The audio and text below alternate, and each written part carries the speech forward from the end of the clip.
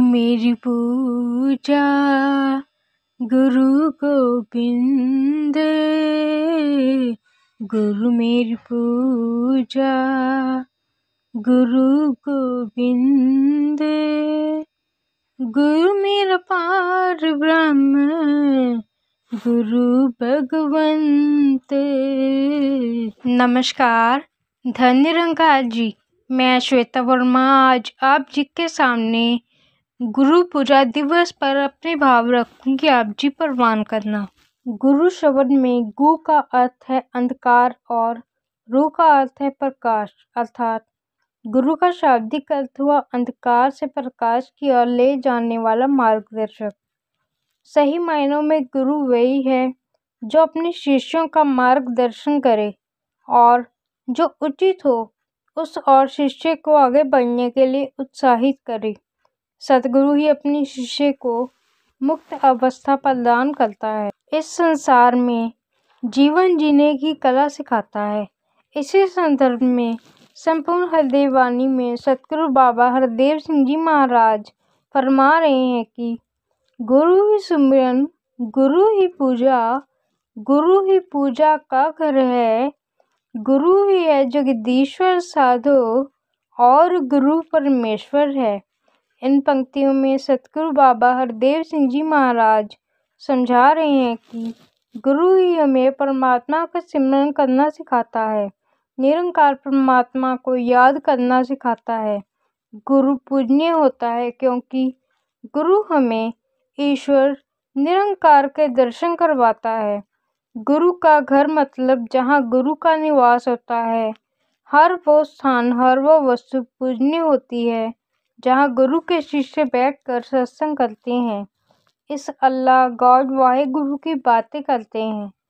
गुरु ही जग का पालनहार है और गुरु ही परमात्मा का रूप परमेश्वर है। आगे की पंक्तियों में सतगुरु बाबा हरदेव सिंह जी महाराज फरमा रहे हैं कि पाप विनाशक, धर्म का रक्षक, सतगुरु सच का पालक है, कष्ट निवारक, पीड़ा नाशक, सतगुरु जग का नायक है। इन पंक्तियों में सतगुरु बाबा हरदेव सिंह जी महाराज समझा रहे हैं कि गुरु पाप को खत्म करता है। पाप क्या है? हरि के दर्शन ना पाना, ना हरि के गुण गाना, अभिमान में रहना, मन को गुरु चरणों में ना लगाना।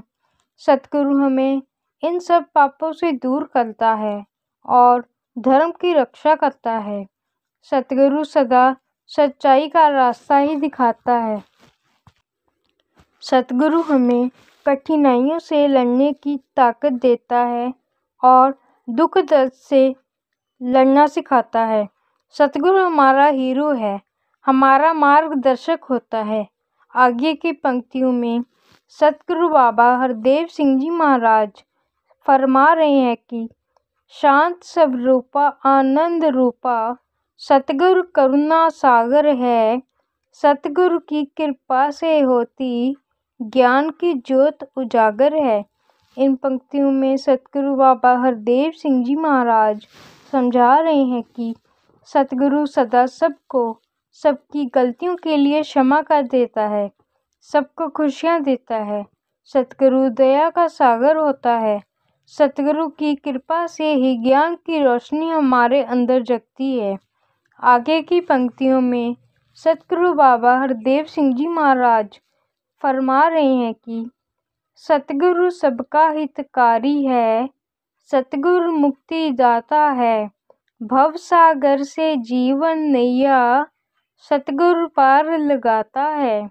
इन पंक्तियों में सतगुरु बाबा हरदेव सिंह जी महाराज समझा रहे हैं कि सतगुरु सबको मुक्ति देता है और सबका हितकारी, सबका भला सोचने वाला और करने वाला होता है। सतगुरु मानव के जीवन की नैया को भव सागर से पार लगाता है। आगे की पंक्तियों में सतगुरु बाबा हरदेव सिंह जी महाराज संपूर्ण हृदय वाणी में फरमाते हैं कि सच्चे मन से और लगन से जो सतगुरु को ध्याएगा, कहे हरदेव वही जन जग में सकल पदार्थ पाएगा। इन पंक्तियों में सतगुरु बाबा हरदेव सिंह जी महाराज समझा रहे हैं कि जो मानव सतगुरु को सच्चे मन से याद करता है वही मनुष्य जग के समस्त पदार्थ पाता है। इसी संदर्भ में गोस्वामी तुलसीदास जी भी लिखते हैं, सकल पदार्थ हैं जग माही, कर्महीन नर पावत नाही। हमें चाहिए कि हम ईश्वर का दिया हुआ ज्ञान अर्जित करें, उचित कर्मों का चयन करें और ईश्वर द्वारा दिए गए संसाधनों का सही प्रयोग कर उचित कर्म करते हुए सुखमय जीवन जिएं। हमें जगत में लाने के लिए और इतना सब कुछ देने के लिए इस परम पिता परमात्मा का गुणगान कर इसका धन्यवाद करें। इसी को स्पष्ट करते हुए एक कहानी भी है। एक बार एक चोर ने गुरु से परम पिता परमात्मा को जान लिया। बोला, गुरुजी, चोरी तो मेरा काम है, ये तो मुझसे नहीं छूटेगा। गुरुजी बोले, ठीक है, मैं तुझे एक दूसरा काम देता हूँ, वो निभा लेना। गुरुजी बोले, पराई स्त्री को माता बहन समझना। चोर बोला, ठीक है जी, ये मैं निभा लूँगा। एक राजा के यहाँ काफ़ी समय तक कोई संतान नहीं हुई, तो उसने अपनी रानी को विधवा बनाकर रखा था। 10-12 साल से बगल में ही एक घर में रखा हुआ था और साथ ही सिपाहियों को निगरानी के लिए बोल दिया। उसी चोर का उस रानी के घर में जाना हुआ।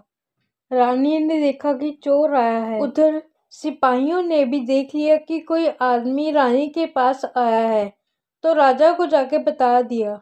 राजा बोला, मैं चुप चुप के देखूंगा। अब राजा चुप चुप के देखने लगा। रानी चोर से बोली कि तुम किससे आए हो? तो चोर बोला, ऊंट से। तो रानी बोली कि तुम्हारे पास जितने भी ऊंट हैं मैं सबको सोने चांदी से भरवा दूंगी, बस मेरी इच्छा पूरी कर दो। तो चोर को अपने गुरु का दिया हुआ प्रण याद आ गया। चोर बोला, नहीं जी, आप तो मेरी माता हो, जो पुत्र के लायक वाली इच्छा हो तो बताओ, और दूसरी इच्छा मेरे बस की नहीं है। राजा ने सोचा, वाह, चोर होके इतना ईमानदार। राजा ने चोर को पकड़ लिया और महल में ले गया और राजा बोला, मैं तेरी ईमानदारी से खुश हूँ, तू वर मांग। चोर बोला, जी आप दोगे, पक्का वादा करो। राजा बोला, हाँ मांग लो। चोर बोला, मेरी माँ को जिसको आपने विधवा बनाकर रखा है उसको फिर से सुहागन कर दो। राजा बड़ा खुश हुआ। उसने रानी को बुलाया और बोला, रानी, मैंने तुझे भी बड़ा दुख दिया है, तू भी आज मुझसे जो मर्जी मांग ले। रानी बोली कि पक्का वादा करो दोगे और मोहर मार के लिख के दो कि जो मांगूंगी वो दोगे। राजा ने लिख के मोहर मार दी। रानी बोली, राजा, हमारे कोई औलाद नहीं है, इस चोर को ही अपना बेटा मान लो और राजा बना दो। कहने का भाव कि गुरु के वचन की पालना से रंक भी राजा बन सकता है। गुरु ही जीव को जन्म मृत्यु के चक्र से मुक्ति देता है। गुरसिख गुरु आज्ञा को सिर माथे पर रख कर चलता है, इसलिए सतगुरु की पूजा की जाती है। अगर हमारा विश्वास है तो दुनिया की कोई भी ताकत नहीं जो हमें डिगा दे। ये विश्वास विश्वासी संतों का संग करने से प्राप्त होता है। इन्हीं शब्दों से मैं श्वेता वर्मा लेती हूँ आपसे इजाज़त। कमेंट बॉक्स में कमेंट करके ज़रूर बताइएगा कि इस संदर्भ में आप जी के क्या विचार हैं। धन्य निरंकार जी।